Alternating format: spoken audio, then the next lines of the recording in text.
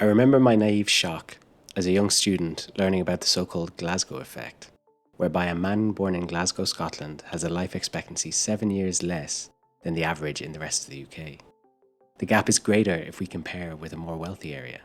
While a man in Glasgow might expect to live to 73, someone in affluent Westminster in London can expect to live to almost 85. This disparity in life expectancy actually widened since the 1970s, coinciding with the rise of neoliberal capitalism and Glasgow's managed decline by British governments in that time. Unintentionally, I had stumbled across a whole literature on the social determinants of health and disease. Looking deeper into this topic reveals pervasive forms of social apartheid, laying out how in one political space, the geography of your birth can make a deadly difference.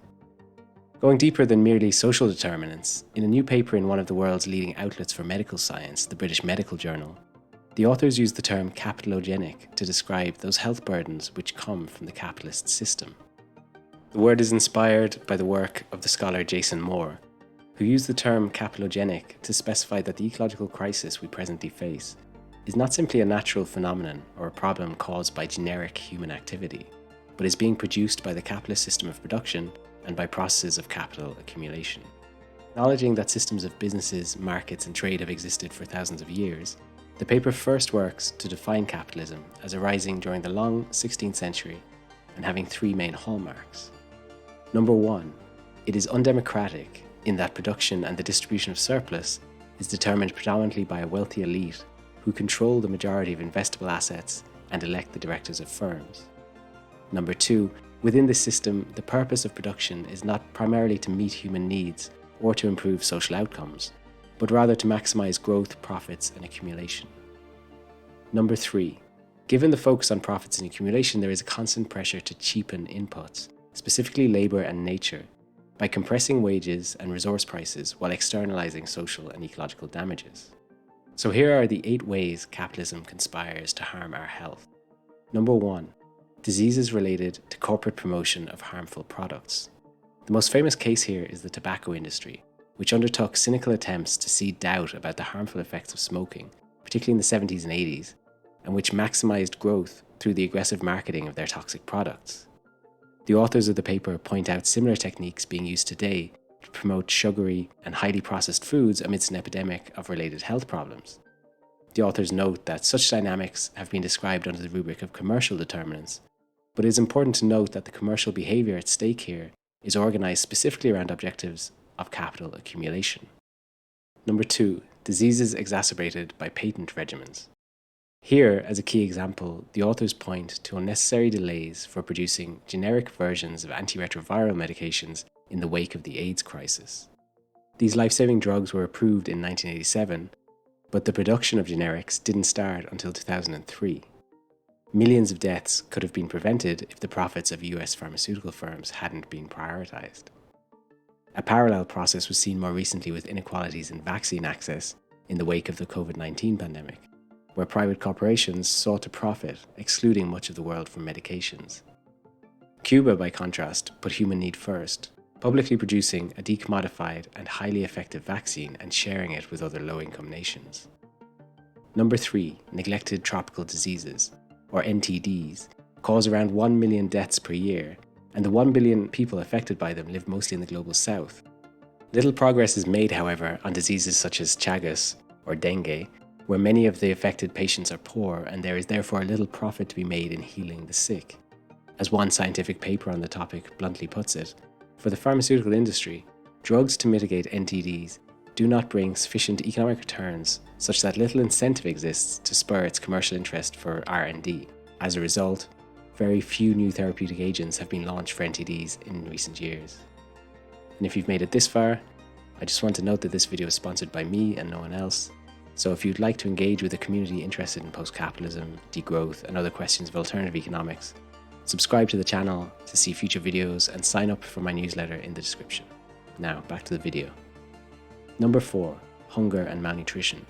With land widely commodified and enclosed, and food and agriculture organized around profit, access to food is generally limited to market access under capitalism. Increasingly, large tracts of land are used for cash crops, biofuels, and for feed for industrial meat production, and real human needs are forgotten. As the article notes, As of 2020, 2.4 billion people live in food insecurity, and 3.3 billion people cannot afford a healthy diet.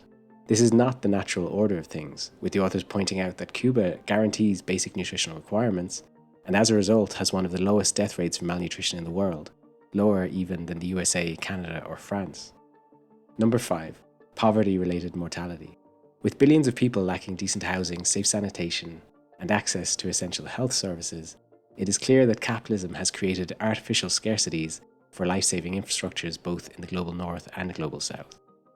This has worsened in recent decades under neoliberal policies, with key public services commodified and increasingly run as if they were destined to be privatized and profit-making. Number 6. Diseases related to work. The contemporary workplace is one of the most deadly places known to humanity. The International Labour Organization reports that nearly 3 million people die every year from work, with most of these fatalities due to conditions like respiratory diseases and circulatory diseases. Another 330,000 people are killed each year in work accidents. The top risk factor identified by the ILO is exposure to long working hours, which was responsible for almost 800,000 deaths in just 1 year. And this is just talking about mortalities, not the illnesses and chronic problems, both mental and physical, which poor working conditions under capitalism provoke. Number 7. Health disparities in race and gender. The authors of the paper write that capital's drive to cheapen labour has long leveraged ideologies of racism to justify the super-exploitation of vulnerable or minoritized factions of society, particularly in the peripheries of the world system. This process has deadly consequences beyond simply enormous disparities in wages, with racial and gender super-exploitation limiting access to necessary healthcare and other services. And number 8. Health impacts of climate change. As we've discussed elsewhere on this channel, capitalist growth and the search for profit leads to the externalization of ecological costs. An enormous and growing literature describes the critical health consequences of capitalist-driven climate change, which impact most on marginal communities in the global south. This can vary from humanitarian emergencies in the wake of extreme weather, to the health implications of water shortages and crop failures, to the spread of infectious diseases. With billions living in areas highly susceptible to climate change, this is an increasing global reality. As the authors point out, this list is not exhaustive or systematic. It's just a signpost to the reality that capitalism too has deadly consequences.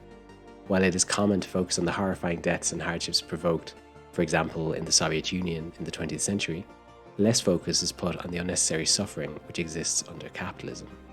As the authors state, the concept of capitalogenic disease concretizes for researchers and health professionals how an apparently abstract economic system has real-world effects on bodies and lives. They don't stop there, however.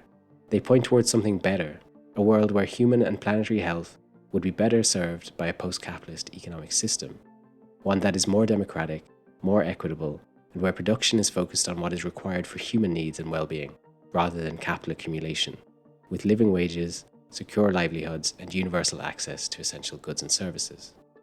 What do you think of the points made in the paper? Is capitalism as deadly as it makes out? Let me know in the comments. So thank you for watching, and if you would like more on this and similar topics, have a look around the channel and subscribe to the newsletter linked to in the description.